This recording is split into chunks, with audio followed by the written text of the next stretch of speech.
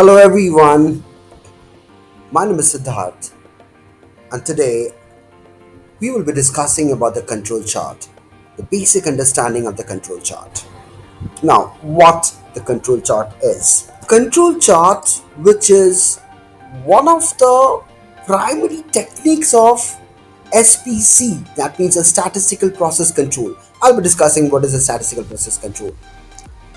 So first, let just discuss the control chart, which is a graphical display of quality characteristics that have been measured or computed from a sample versus the sample number or time. The first, it has been invented by Dr. Walter Shewhart in 1920. So at that time, what happened? It was not a Lean Six Sigma, it was a TQM, the traditional quality management system, which is a QMS. It's called the TQM, the total quality management. And later on, from the control chart and from the TQM, there are a lot of methodologies which has been developed. One of them is the Lean Six Sigma. So statistical process control, what it is a statistical method to measure, monitor, and control a process. In other words, we can say that it is a quality control method that employs the statistical methods to measure, monitor, and control a process. So you can see, let me show you this diagram if you can understand this. So this is a process which is changes over the time.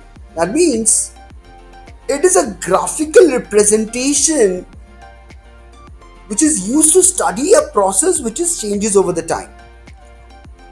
So a control chart, where you can see, always has a central line for the average, an upper line for the upper limit, and the lower line for the lower limit. And the control limits are plus minus 3 sigma for the central line, according to the empirical rule. So you can see that. So this is the central line. Let me start the pointer. So you can see this is the central line. Okay. So this is the upper limit and this is the lower limit. The control chart always represents the voice of the process. Remember this, always represents the VOP, the voice of the process. That means what is the variation within the process, and the process will be limiting, or process will be you can say that signifying the limits. That means the lower limit and the upper limit, which is called the lower control limit and the upper control limit. Now remember, every process should have a variance, and that is very common. Now if you asking for a no variation, or that is not possible, that is actually always happens in a process. That's what the researcher says. So there would be always a variance within the process. Now you have to check that those variance what is occurring, which is occurring in the process, is within that control limit or not. So this is the control limit. That means the lower control limit and the upper control limit. So these variations should be within the control limit. If it is, then we will be saying the process is controlled or stable. I'm repeating it. You will be saying if the variance is within the control limit, that means within the lower control limit and upper control limit, we will be telling that the process is in control and stable.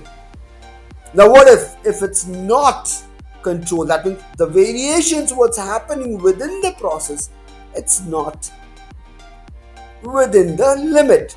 Might be the variations is going beyond the upper limit. So then we will be saying that the process is not under control, or it's an unstable process, it's not a stable process. And then we have to redefine the process, we have to check that why it's not within the control limit.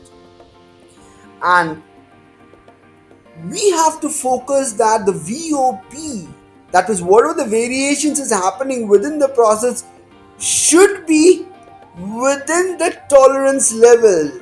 It should be within the tolerance level. And what is the tolerance level? That means a specification limit which is specifying by the customer. That means the basic requirements. So whatever the requirements is asking by the customer, so that should meet by the VOP, that means that by the process. So the process should meet the customer specifications. This is called the specification limit. This one is called a specification limit, though that's a different chapter which talks about process capability.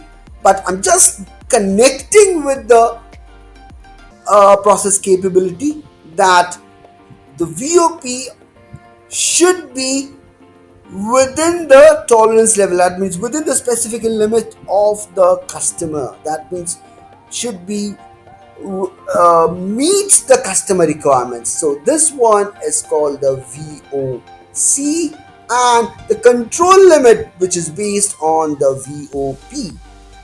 I hope you're understanding.